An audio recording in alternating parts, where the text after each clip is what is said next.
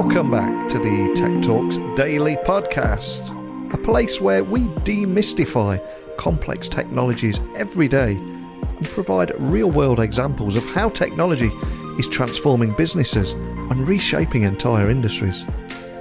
But we do all this in a language that everyone can understand. Everywhere we look, our news feeds, magazines and TV shows. Welcome back to the Tech Talks Daily Podcast. Now, everywhere we look, our news feeds, magazines and TV news channels are all talking about Web3 or climate impact. But are these two separate entities intrinsically linked? Well, today I've invited Brianna Welsh from Reneum onto the podcast to explore why Web3 is key to curbing the climate crisis, why previous climate finance models have failed to succeed over the years, and what steps organisations can take to collectively propel the industry forward. And we'll also explore how to catalyse the energy transition to turn climate frustration into real impact. Then I'm hoping we can also talk about why capitalism needs nature and the key to ensuring that climate impact is accessible to all and the role of technology in that. So buckle up and hold on tight, because I'm going to beam your ears all the way to Switzerland, where Brianna is waiting to talk about all this and much more. So a massive warm welcome to the show. Can you tell the listeners a little about who you are and what you do? Hi, Neil. Thank you so much for having me. It's great to be on. My name is Brianna Welsh. I'm the co-founder and CEO of Reneum Institute. We are an ecosystem to fund the energy transition via a green label. So think fair trade for the energy system, for the renewable energy transition. The label is called the Renew Record. It's a blockchain-based iteration on an environmental instrument called the Renewable Energy Certificate, which allows private companies and individuals to subsidize or to front capital to renewable energy producers who need operating cash flows around the world. So it's really a vehicle to bypass traditional capital market failures in reaching to corners of the world that struggle to access funding for renewable energy.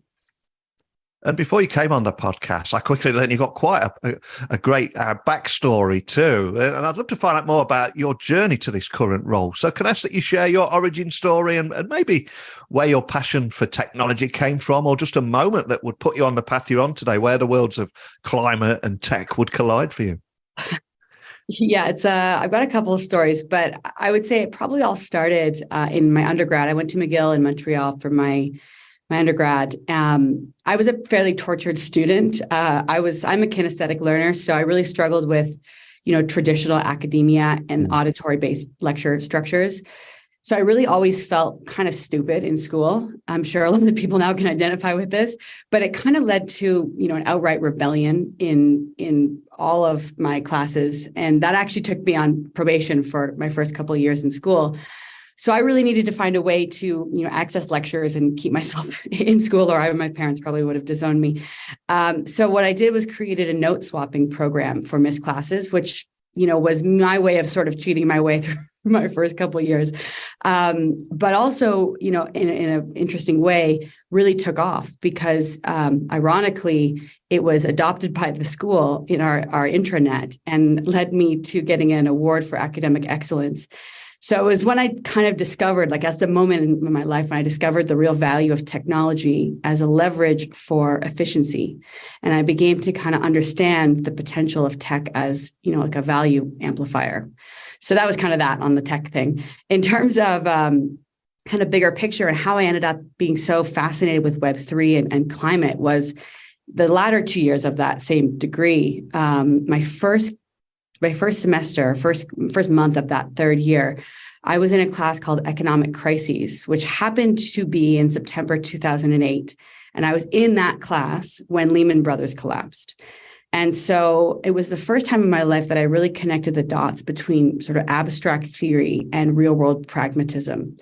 I immediately changed my major to behavioral economics, studied the great financial crisis obsessively, and then started to kind of geek out on, things like coordination failures and incentive mechanisms, multipolar traps, all the stuff that behavioral economics really talks about, which is super relevant to both climate and coordination failures like how we fund the commons, which would be, our natural resources, and also how we incentivize certain behaviors and outcomes. So Web3 is a particularly unique mechanism to do exactly that. So I can touch on more of that in a second, but that was really where I came to kind of understand everything and put it all together in my mind.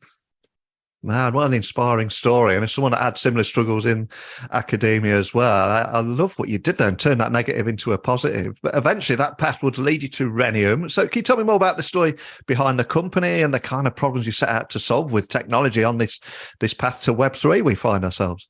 Yeah, sure. So, I was working in banking and finance for the majority of my first decade in business, capitalist working in New York. And I had a crisis of conscience when I started to realize that I was sort of making money for money's sake. And I really wanted to use those skills for impact's sake. It was, something I've kind of always had within me as a child. And I was introduced to my co-founder of Reneum, Asad Razouk, who's a fairly prolific climate advocate and serial entrepreneur in the renewable energy space. He had a renewable energy investment fund and was building renewables, mostly solar and wind, across emerging markets in Asia. And I moved to Singapore to work for him in a variety of different roles, kind of wearing lots of hats in development financing and environmental commodities trading for that business, where I started to really understand some of the challenges that renewable energy producers and developers and financiers were seeking or seeing in that space, which was really struggling to access capital. Ultimately, it was a matter of kind of mismatching where the money is going to where the money needs to go. And so he had this idea to create Reneum years before I joined him, and really saw an opportunity to leverage what are now called environmental markets. So the carbon markets would qualify as one category. What Reneum does is renewable energy certificates, it's sort of the same space. But to leverage that ecosystem to and use blockchain to facilitate it, to create a much more effective redirection of capital or to reappropriation of capital, and to help to develop renewable energy more efficiently, more effectively. And the guiding light behind the whole process was really understanding that, the burning of fossil fuels in some component of supply chains accounts for around 75% of global greenhouse gas emissions. If we're ever going to achieve a net zero reality, energy is probably the most important lever that we need to pull. And the problem with renewables is that even though materially some of their inputs are cheaper now than fossil fuels, there is an opportunity cost for a lot of countries in developing markets in particular, where the upfront capital for renewables is still higher.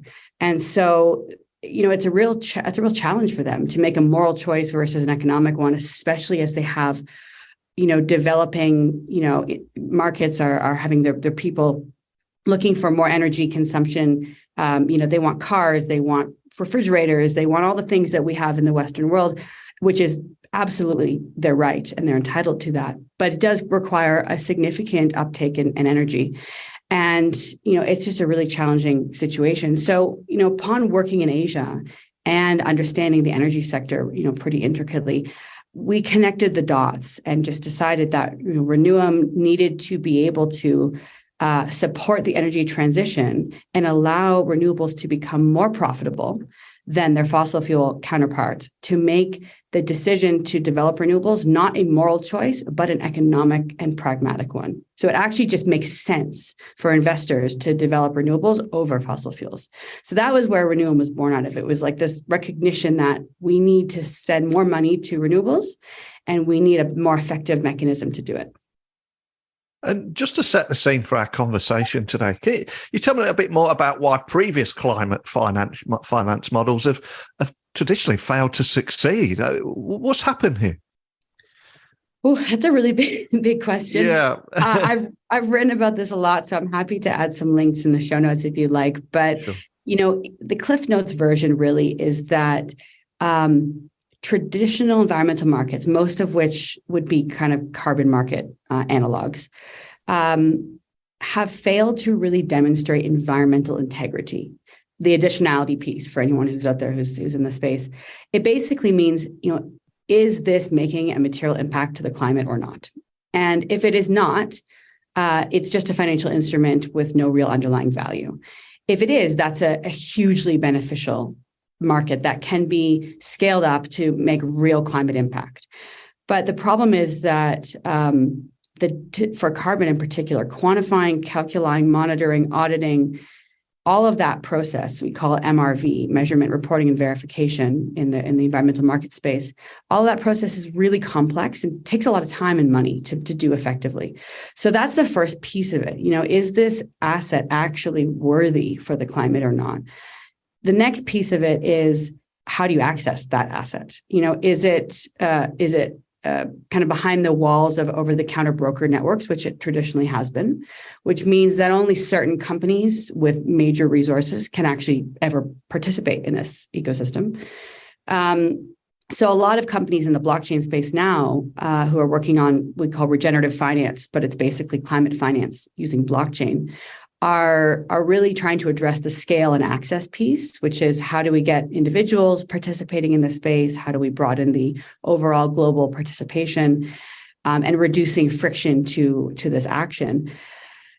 These traditional climate finance models have just been really difficult to access. So there's a lot of bureaucracy. There's a lot of kind of middlemen, intermediaries. And at the end of the day, they really suffered a reputational, challenge. So I think there's a lot of problems in this space, but those are the really two big ones. And that's where I think blockchain in particular is uniquely positioned to solve these problems.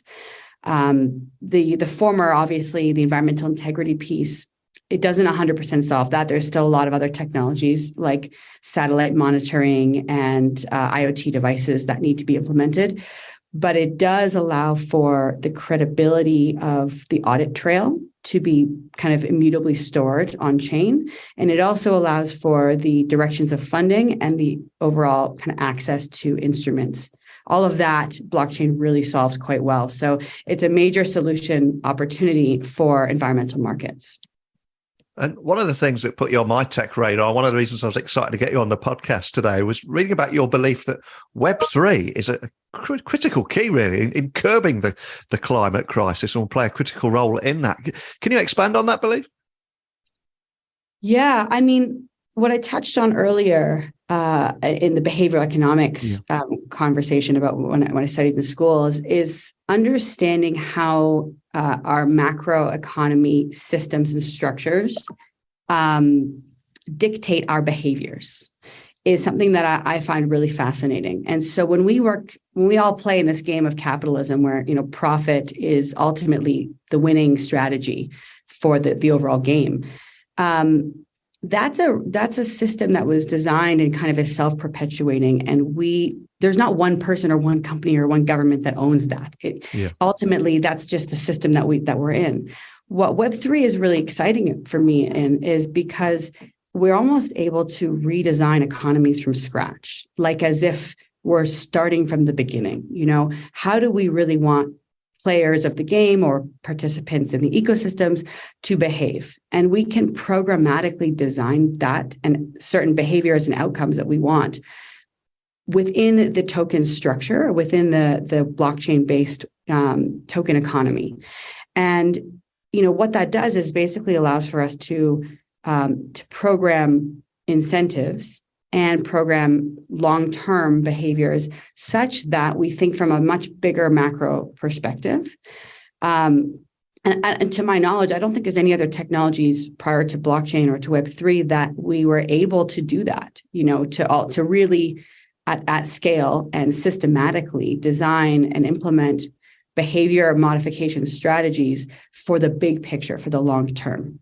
So, things like what happened with Facebook, for example, with their ad systems that ultimately led to a degeneration of the social fabric of the whole platform.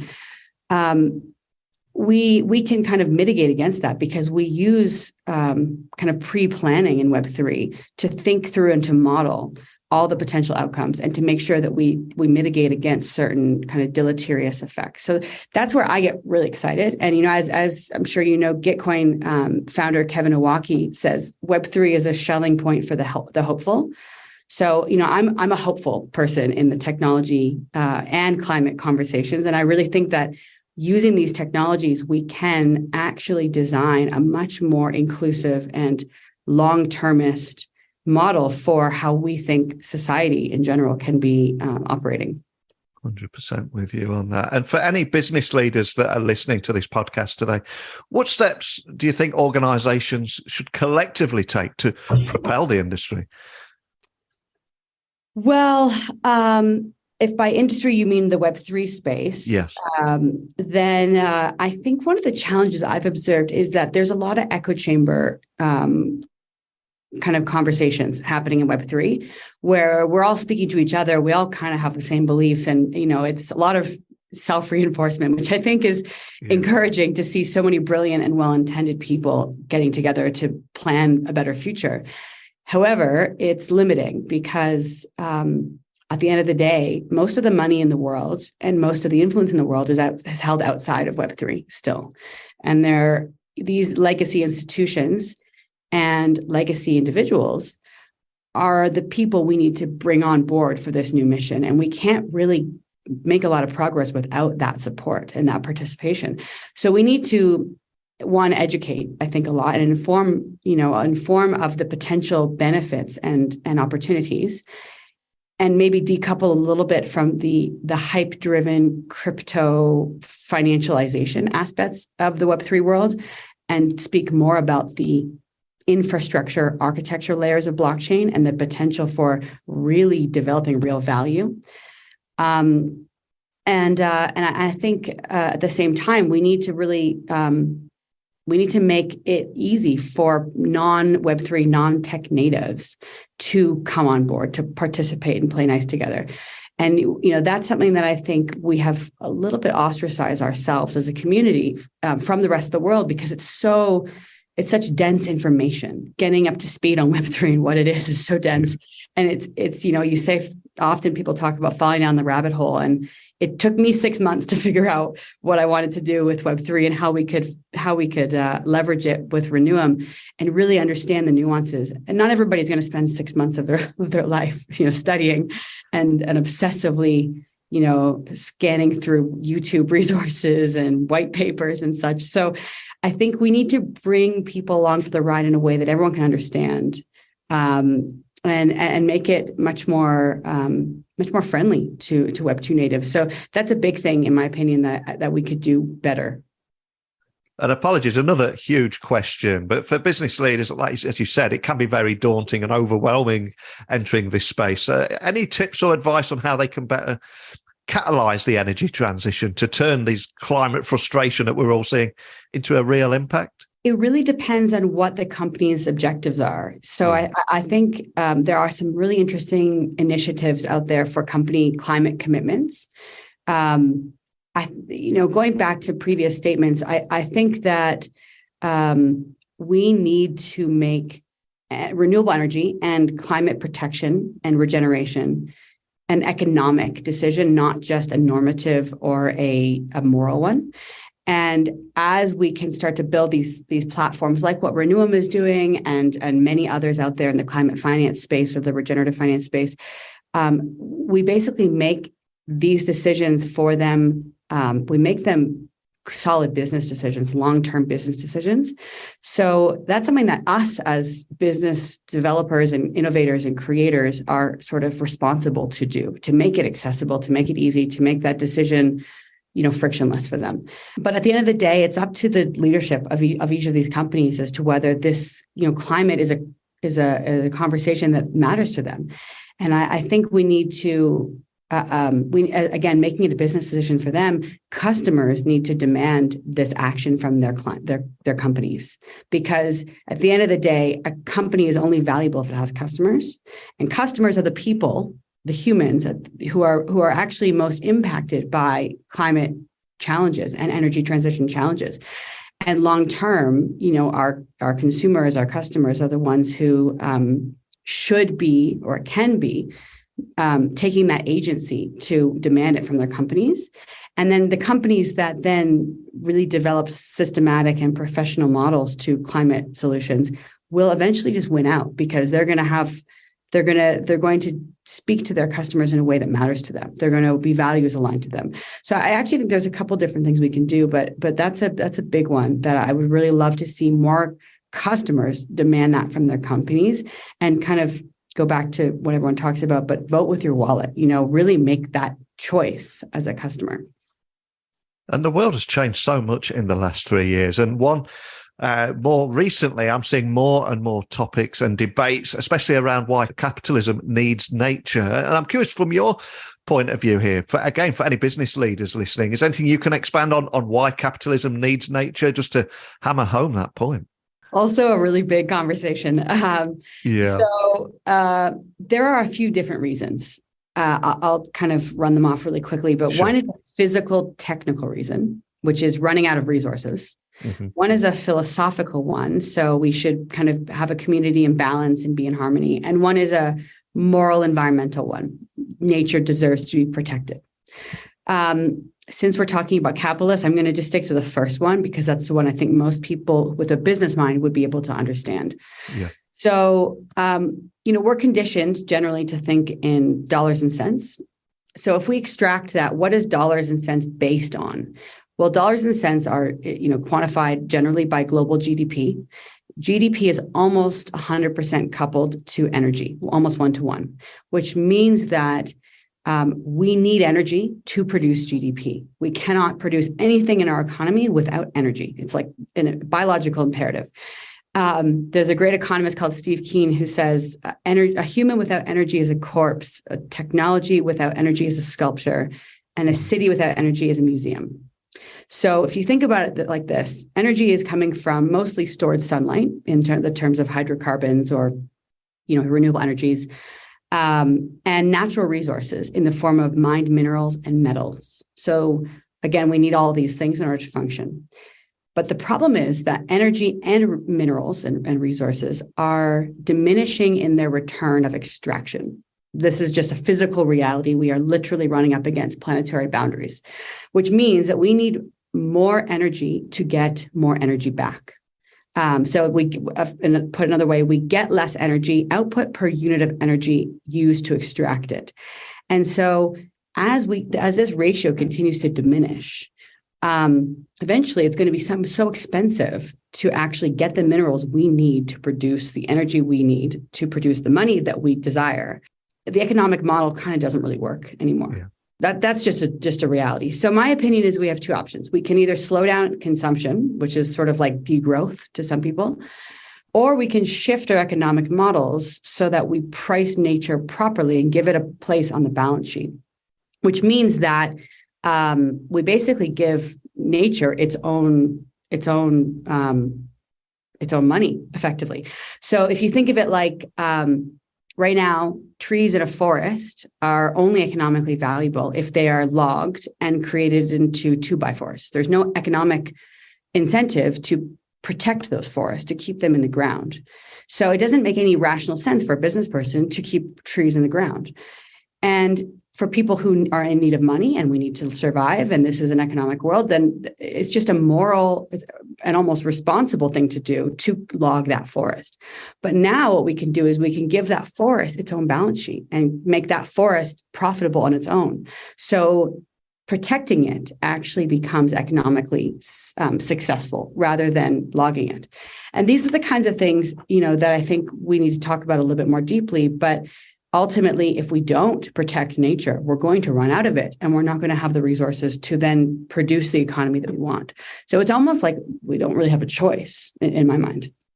100%. Wow, what a powerful statement there as well. And obviously, we've talked about some pretty big topics, some pretty big questions, but just to bring to life everything that we've talked about today, could you possibly leave us with a few use cases of the role that you see Reneum playing in ensuring that climate impact is accessible to all? Because that's where we need to get to, right? Yeah, I mean, Reneum is the first ecosystem that really enables access to environmental markets for individuals, so citizens, and for project developers on the renewable energy side in emerging markets, in most emerging markets. So what we're doing is expanding access on both the supply and the demand side of our marketplace to the entire world effectively. So that's a huge value add that we see for individuals or companies themselves. If you think that they want to participate in the green energy transformation, but are really precluded from doing so because they power their businesses or their homes from a state grid, which almost everyone does, and the state grids are not yet renewably powered. You have no agency in your participation in the energy transition. You're an energy taker, not an energy supplier or buyer. So what we do with Reneum is we give individuals and companies that agency. We empower them to choose and to allow for action to happen. So that's I think a really big kind of philosophical contribution that we see. On a more practical economic level, what we're doing is we are making renewable energy profitable so that we incentivize investors and developers to move into the space and to fill in those white spaces and the gaps in the market, and to make it such that renewables are more attractive to them to participate in as a business than their hydrocarbon counterparts. And the reality is right now, we still subsidize fossil fuels to the tune of about $6 trillion a year globally in terms of implicit and explicit subsidies. That's $11 million a minute, just to think about as a number. We subsidize renewables about $350 billion. So it's 10 to 1, more than that, actually. And what Reneum does is we allow for private companies and citizens who care about this transition to take on the role of government subsidy, in effect, and prove that they really care, that it's super important that we make that transition. So we see a lot of different ways that Reneum can be leveraged for the overall kind of greater good. But I think that just in dollars and cents, we need to make this transition easier for companies and individuals to make. So that's where Reneum comes in. Well, I cannot thank you enough for taking the time to share your story with me today. I know how incredibly busy you are. So let's see if there's something we can do for you now, because some of the biggest names in business, VC funding and tech have either been guests or listened to this podcast. So if I was to say, is there a person you'd love to have a private breakfast or lunch with, who would that be? Because he or she might be listening to this. So who would it be and why? And we'll see what we can manifest together today. Wish list would be Naval Ravikant, Balaji Srinivasan, or Daniel Schmachtenberger, probably. Maybe Charles Eisenstein, who wrote Sacred Economics. They're all big systems thinkers, deep tech, kind of brilliantly marry technology and the headiness of it with the philosophy of human behavior. And I think that's really important because we really shouldn't decouple the two, where they're intricately, wound, in my opinion. 100%. So I will send that out into the universe. Hopefully we can make something happen.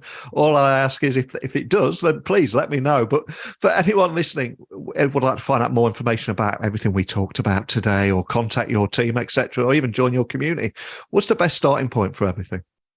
You can follow us on Twitter. You can contact us directly from the website portal. It goes to a few members of our team. And also, I'm happy to share my Medium for anybody who wants additional resources on some of the stuff we spoke about today. Awesome. Well, as I said at the very beginning, I think for many businesses, it can be incredibly daunting. They want to do the right thing, but obviously knowing what steps they must take to collectively make a difference and catalyze the energy transition to turn climate frustration into real impact, that is where things can get quite tricky. But I think you've explained it beautifully today in a language that everyone can understand, and that's something I always try and do on this podcast. And I also love how you're using Web3 and how you feel that is key to curbing the climate crisis, but more than anything, for washing it all down with your inspirational backstory too, and what put you on this path. But just a big thank you for sharing that with me today. Oh, thank you so much. It's been a pleasure to be on. I'd love to learn more about how you think that technology can turn climate frustration into real impact. This podcast is not just about me and today's guest. I know you and maybe even your business has some pretty big ideas around this stuff too. And also, let's throw in the fact that you're all scattered in different parts of the world with different perspectives. And these are the perspectives that I want to get on here. So please email me now, techblogwriter@outlook.com, Twitter, LinkedIn, Instagram, at Neil C. Hughes. We'll keep this conversation going, and I've got another topic to explore together tomorrow, so hopefully you'll join me again there too. But a big thank you for listening as always, and until next time, don't be a stranger.